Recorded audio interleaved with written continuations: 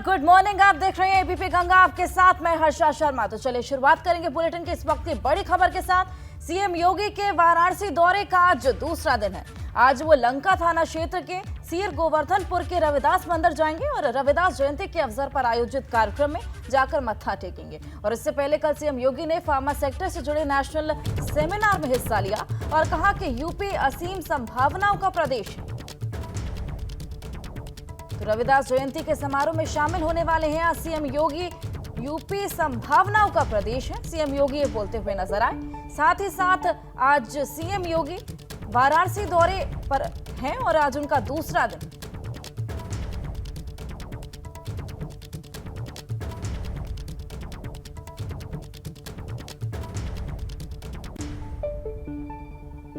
तो रविदास मंदिर जाएंगे सीएम योगी। रविदास जयंती के अवसर पर आयोजित कार्यक्रम में शिरकत भी करेंगे। साथ ही साथ रविदास मंदिर में मत्था भी टेकेंगे सीएम योगी।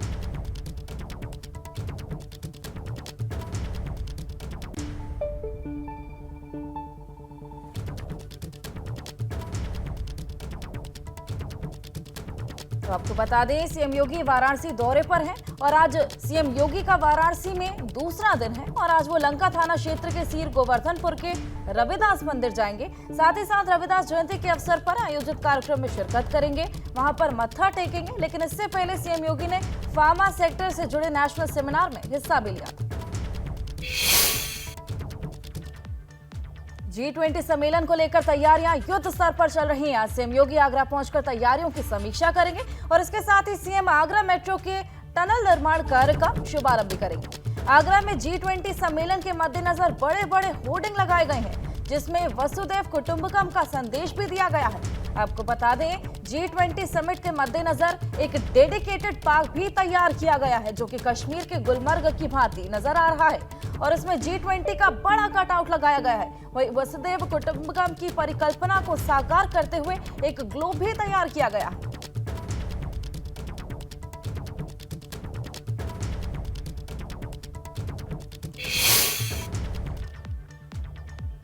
और चलिए, भारत G20 की अध्यक्षता कर रहा है और इसका बड़ा गवाह है ताज नगरी आगरा। यहाँ G20 के लिए आने वाले देशों से आने वाले मेहमानों के लिए आगरा को संवारा जा रहा है। वहीं यमुना नदी से लेकर गलियों तक युद्ध स्तर पर तैयारियां चल रही हैं।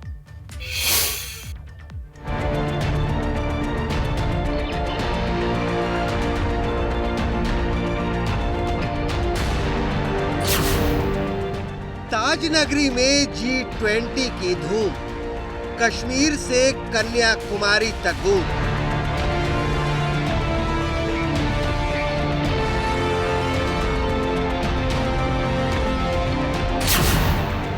आगरा की सबसे सुंदर झांकी, तैयारी का लास्ट राउंड बाकी।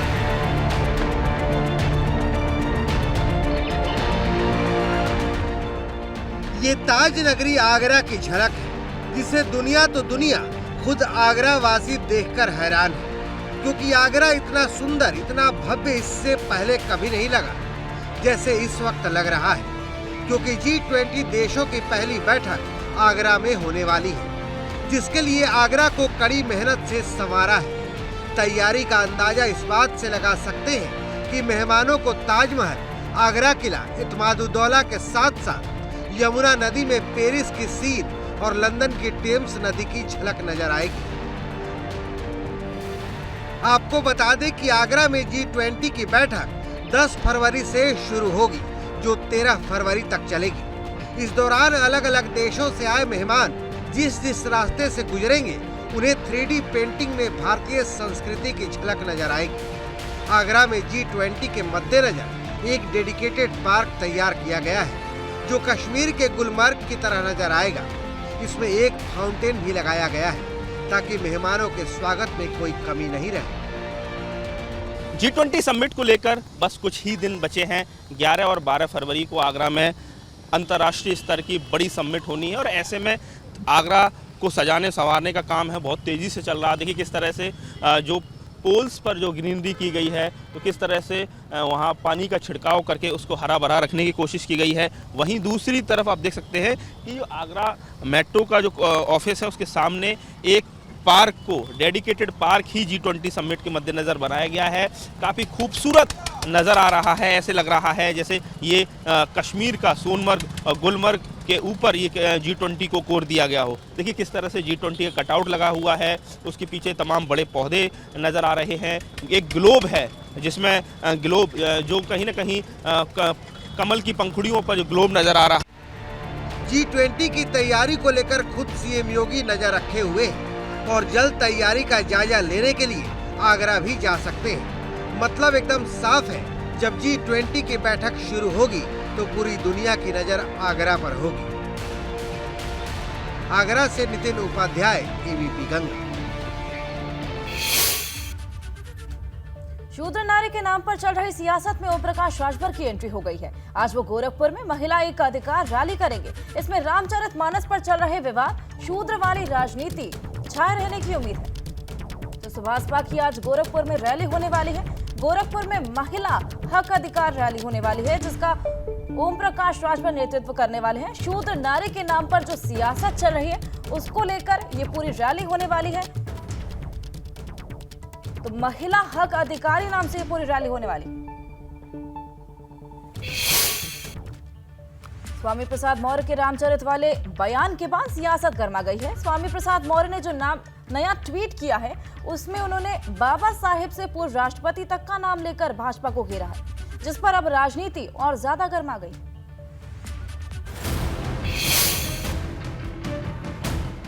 स्वामी ने फिर भरी हुंकार, बाबा साहेब के नाम पर ललकार।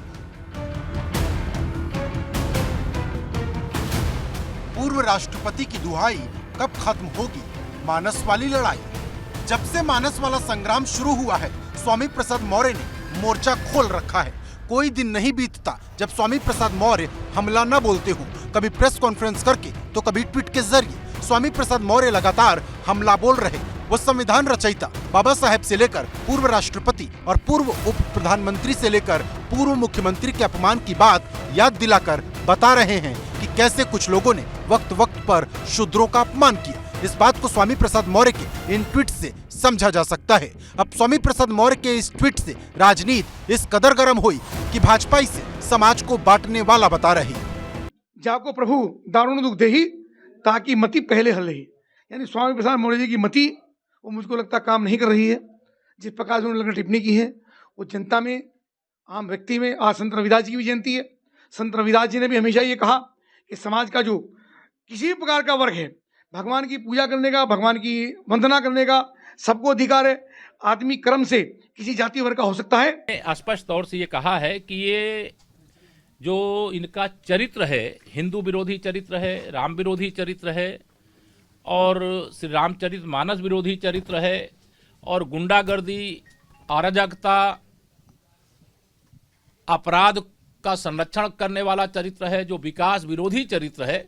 ये उसकी हार है और इसकी भारी कीमत चुकाने के लिए समाजवादी पार्टी तैयार रहे, क्योंकि जनता ने संदेश दिया है कि समाजवादी पार्टी समाप्तवादी पार्टी है। स्वामी प्रसाद मौर्य रोज एक के बाद एक नया ट्वीट करके रामचरितमानस पर शुरू हुए विवाद को हवा दे रहे हैं। स्वामी प्रसाद मौर्य का एक और नया ट्वीट सामने आया है, जिसके बाद से सियासत और भी गर्म हो गई है। वहीं इस पूरे मामले को लेकर मुख्यमंत्री योगी आदित्यनाथ ने साफ किया कि जिनका एजेंडा विकास नहीं बल्कि भटकाव है, वो इस तरह के मुद्दों को हवा देने का काम कर रहे हैं। अगर बात करें बाकी लोगों की, तो भारतीय जनता पार्टी के तमाम नेताओं का ये कहना है कि अगर अखिलेश यादव समाजवादी पार्टी के नेता रामचरितमानस की एक भी चौपाई का अर्थ समझ ले, सही अर्थ समझ ले, तो उनका जीवन सार्थक हो जाएगा। लेकिन जहां स्वामी शूद्र के अपमान को लेकर झंडा बुलंद कर भाजपा को घेर रहे हैं, वही वाल्मीकि समाज स्वामी प्रसाद मौर्य और अखिलेश यादव के विरोध में उतर आया है, जो कह रहा कि सपा राजनीतिक लाभ के लिए दलित समाज को भटकाना चाहती है।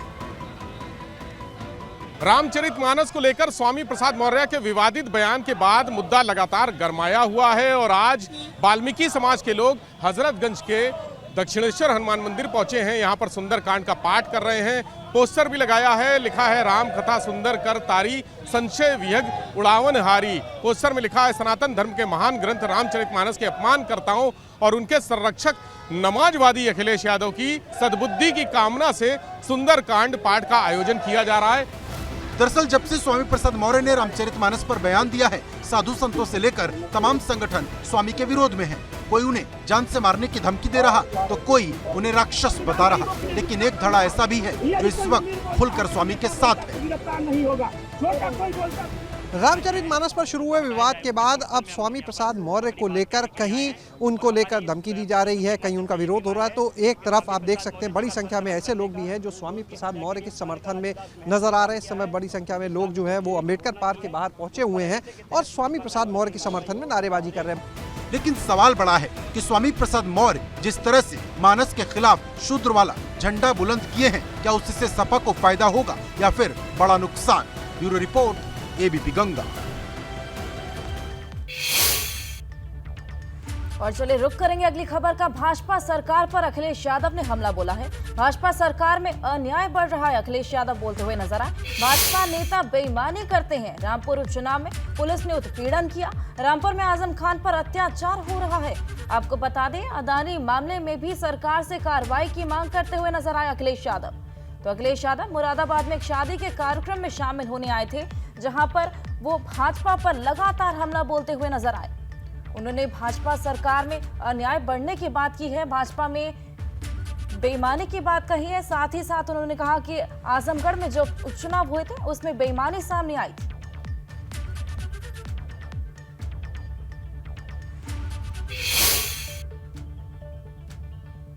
बात तुम क्यों नहीं कहते हो यार? जोर से कहो ना, बात जाए यहाँ से अंदर तक। अरे बीजेपी बेईमान पार्टी है। अब बेईमान पार्टी से क्या उम्मीद करोगे? अब अधिकारी चुनाव लड़ेंगे। आपने रामपुर का लोकसभा का चुनाव नहीं देखा? तो विदाई बजट था, ये समझ लो विदाई है। इसके बाद नहीं उठाया। ये सच्चाई है। ये हमारे समाज की 5000 साल से पुरानी लड़ाई है। कोई आज की लड़ाई नहीं है। ये कोई लड़ाई आज की नहीं है, 5000 साल से। और समाजवादियों ने हमेशा प्रयास किया। और जो यहाँ पर जैसे बाबा साहब भीमराव अम्बेडकर जी थे, उनका प्रयास था कि ये खत्म हो, जाति व्यवस्था खत्म हो, इस तरह का भेदभाव खत्म हो। डॉक्टर राममनोहर लोहिया कोशिश कर रहे थे कि ये व्यवस्था खत्म हो। उसकी लड़ाई अभी छुटी नहीं, लड़ाई लगातार चलेगी। रामपुर हमारे बगल में आदरणीय आजम खान साहब बैठे हैं, इन पे सब झूठे मुकदमे लगे हैं।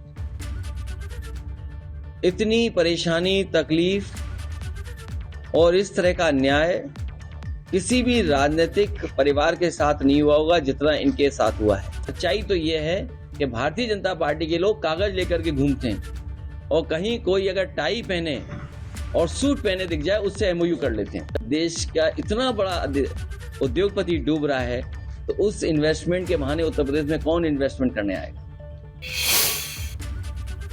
और चलिए आगे बढ़ेंगे। All India Muslim personal law board की आज बैठक होने वाली है। All India personal law board के एग्जीक्यूटिव बोर्ड की बैठक लखनऊ में सुबह 10 बजे से नदवा में होगी और इसमें समान नागरिक संहिता पर मुस्लिम पर्सनल लॉ बोर्ड रणनीति बनाएगा। इसके साथ ही शरीयत पर हमला, पूजा स्थल कानून की अनदेखी पर चर्चा होगी। ज्ञानवापी और मथुरा मामले में भी बोर्ड की बैठक में इसे सामने रखा जा सकता है। यह बैठक all India Muslim personal law board के अध्यक्ष मौलाना सैयद राबे हसनी नदवी की अध्यक्षता में होगी।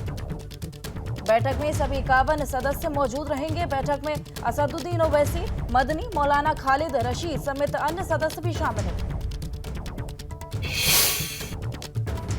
तो लखनऊ में all India Muslim personal law board की बैठक होने वाली है, जिसमें कई मुद्दों पर चर्चा होने वाली है। प्लेसेस ऑफ वर्शिप एक्ट और पर्सनल लॉ बोर्ड की भूमिका पर भी मंथन किया जाएगा। हमारे साथ में इस समय बोर्ड के एग्जीक्यूटिव मेंबर मौलाना खालिद रशीद फरंगी बहली साहब हैं। उन्हीं से बातचीत करेंगे क्या एजेंडा होगा इस बैठक का। मौलाना साहब, क्या एजेंडा होगा इस बैठक का? इसमें बोर्ड के जो मुख्तलिफ काम हैं उनका जायज़ा लिया जाएगा और ख़ुसूसन वो केसेस जिनका कि ताल्लुक़ मुस्लिम पर्सनल लॉ से है और वो अदालतों में चल रहे हैं और बोर्ड उसमें पार्टी है, तो उसमें क्या अभी तक की पेशरफ्त हुई है, क्या डेवलपमेंट हुआ है, इस पर गौर होगा। और जो प्लेसेस ऑफ वर्शिप एक्ट है वो एक अहम एक्ट है, उसको किस तरीके से और मजबूती से डिफेंड किया जाए। प्लस हमारे यहाँ जो इस्लाह माशरा यानी रिफॉर्म इन सोसाइटी की तहरीक चल रही है, इन तमाम बातों पर गौर किया जाएगा। देखिए, पर्सनल लॉ बोर्ड का जो दायरा है वो सिर्फ यही है कि हम मुस्लिम पर्सनल लॉ को अपने मुल्क में किस तरीके से उसको बाकी रखें, किस तरीके से उसको डिफेंड करें, किस तरीके से आवाम को इस बात के लिए उनको उनके अंदर बेदारी पैदा करें कि जो इस्लामी शरीयत ने आपको हुक्म दिया है उनको किस तरीके से अमली जामा पहनाएं। कैमरा सहयोगी राजू के साथ शैलेश अरोरा, एबीपी गंगा, लखनऊ। तो 2024 को लेकर बीजेपी ने अपनी जो रणनीति तैयार की है उसमें केंद्र मंत्रियों के अलग अलग जगहों पर कार्यक्रम में प्रमुख एजेंडा है। ऐसे में केंद्रीय मंत्री भूपेंद्र यादव आज लखनऊ में पार्टी की महानगर यूनिट की ओर से आयोजित प्रबुद्ध जन सम्मेलन में शामिल होंगे। दरअसल 2024 के लिए बीजेपी की रणनीति में प्रबुद्ध जन सम्मेलन काफी अहम है और हाल ही में शिक्षक स्नातक एमएलसी चुनाव में बीजेपी को जो बड़ी जीत हासिल हुई है उसमें भी प्रबुद्ध जन बीजेपी के साथ नजर आए हैं।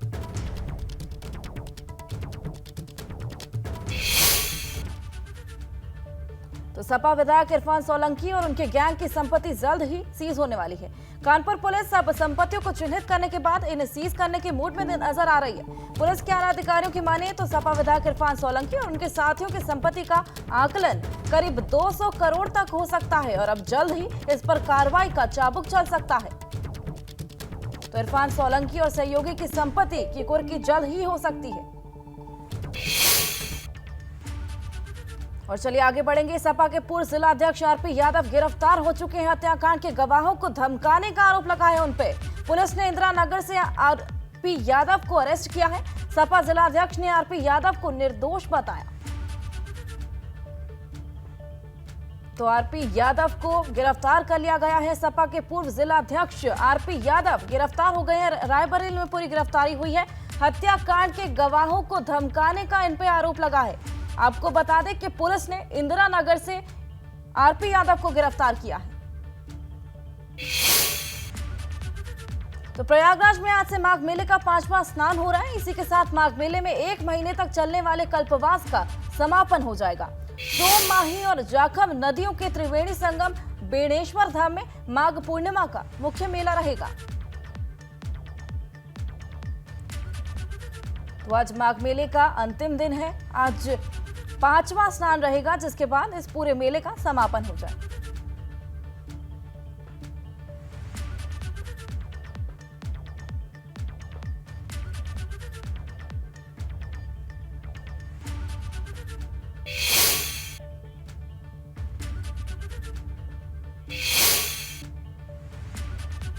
ज्योतिष पीठ के जगत गुरु शंकराचार्य स्वामी मिश्री अविमुक्तेश्वरानंद सरस्वती जी महाराज ने कहा कि वो जोशीमठ आपदा प्रभावितों के साथ खड़े हैं। ज्योतिर्मठ की ओर से उन्हें हर संभव सहयोग किया जाएगा।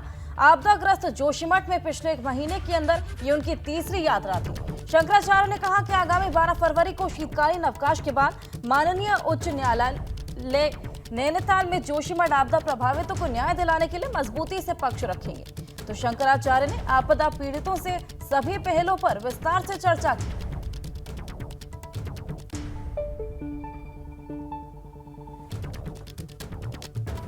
तो जोशीमठ में शंकराचार्य स्वामी अविमुक्तेश्वरानंद ने उन्हें भरोसा दिलाया है कि उनको हर संभव मदद की जाएगी। साथ ही साथ आपदा से प्रभावित लोगों के साथ खड़ा हूं, शंकराचार्य बोलते हुए नजर आए। कोर्ट में मजबूती से पीड़ित लोगों का वो पक्ष रखेंगे, साथ ही साथ उन्हें हर संभव मदद दिलाने का भी प्रयास करेंगे। चलिए बढ़ेंगे आगे। तो पौड़ी में भी ऋषिकेश कर्णप्रयाग रेल परियोजना की वजह से दरारें आने की शिकायत है और घरों में आ रही दरारों की वजह से उसकी जांच के लिए सीबीआरआई रुड़की के वैज्ञानिकों की समिति बनाई गई है जो कि सौड़ गांव समेत दूसरे कई क्षेत्रों का सर्वे करेगी। वैज्ञानिकों की ये टीम 10 फरवरी से 15 फरवरी तक घरों में आई दरारों का अध्ययन कर अपनी रिपोर्ट डीएम को सौंपेगी। नागरिकों की तरफ से हमें शिकायत मिल रही थी। उस क्रम में हम लोगों ने शासन में इस संदर्भ को रेफर किया था और शासन स्तर से निर्धारित किया गया जिसमें एक्सपर्ट कमेटी एक बनाई गई है और सीबीआरआई प्लस रेलवे और हमारी तरफ से भी एक मेरे रिप्रेजेंटेटिव उसमें रहेंगे। तो ये सारे लोग इसमें जांच करने के बाद में तथ्यात्मक रिपोर्ट सबमिट करेंगे। और उत्तराखंड के पूर्व सीएम और महाराष्ट्र के राज्यपाल कोश्यारी ने अपना पद छोड़ने की इच्छा जताई है, जिस पर अब नेताओं के बयान भी सामने आने लगे हैं। हरक सिंह रावत तो इसके लिए राजनीतिक मायने भी खोजने लगे हैं।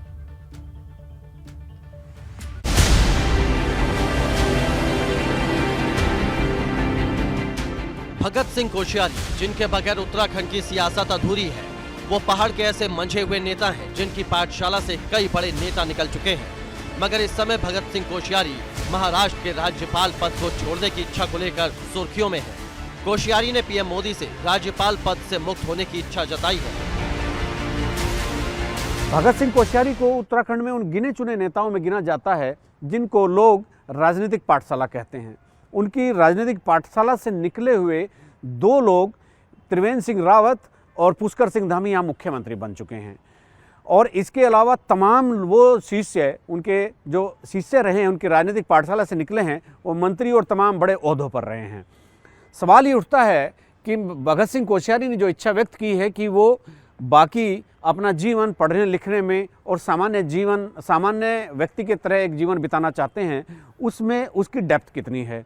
क्योंकि कोई भी पॉलिटिशियन हो, कोई भी राजनेता हो, उसकी इस बात को बहुत कम गंभीरता से लिया जाता है कि वो राजनीति छोड़ करके एकदम सामान्य जीवन जीने लगेगा। आखिरकार ऐसा क्या हुआ कि कोश्यारी ने इतना बड़ा फैसला ले लिया? क्या कोश्यारी वाकई अब राजनीति से दूर होना चाहते हैं या फिर वजह कुछ और है? पूर्व मंत्री हरक सिंह को लगता है कि इसके पीछे बहुत बड़ा राजनीतिक कारण है। कोश्यारी जी बहुत दिनों से दो विषय हैं। एक तो कोश्यारी जी काफी दिनों से, जब मैं व्यक्तिगत रूप से भी जब भी मेरी मुलाकात उनसे हुई तो उन्होंने कहा नहीं, मैं अब बहुत राज्यपाल के रूप में काम करने का मन नहीं है। और दूसरा, जिस तरह की घटनाएं वहाँ हुई हैं, चाहे शिवाजी महाराज को लेकर हुआ हो, उनका बयान को लेकर हुआ हो, वो सारी चीज़ें हैं जिसकी वजह से ऐसी परिस्थितियाँ बनी कि भारतीय जनता पार्टी को लगता है कि केंद्र सरकार को लगता है कि उनके राज्यपाल रहते हुए भारतीय जनता पार्टी को राजनीतिक नुकसान महाराष्ट्र में एक भावनात्मक रूप से एक काफी नुकसान हो सकता है। तो क्या हरक सिंह रावत जो कह रहे हैं वो सही है? क्या किसी राजनीतिक वजह से कोश्यारी को पद छोड़ना पड़ रहा है?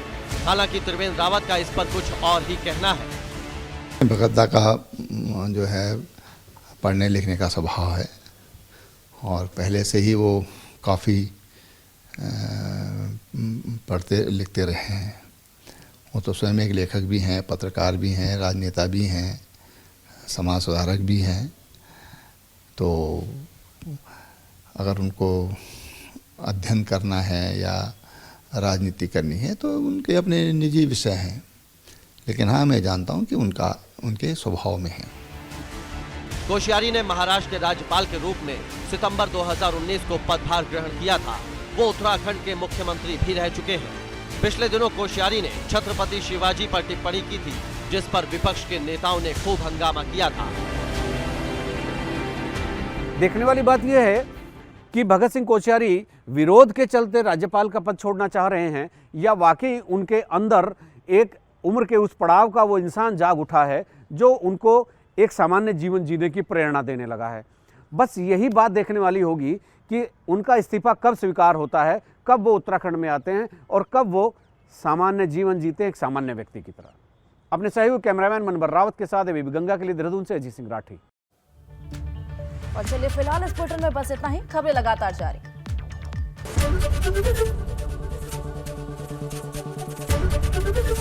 एबीपी गंगा, खबर आपकी, जुबान आपकी।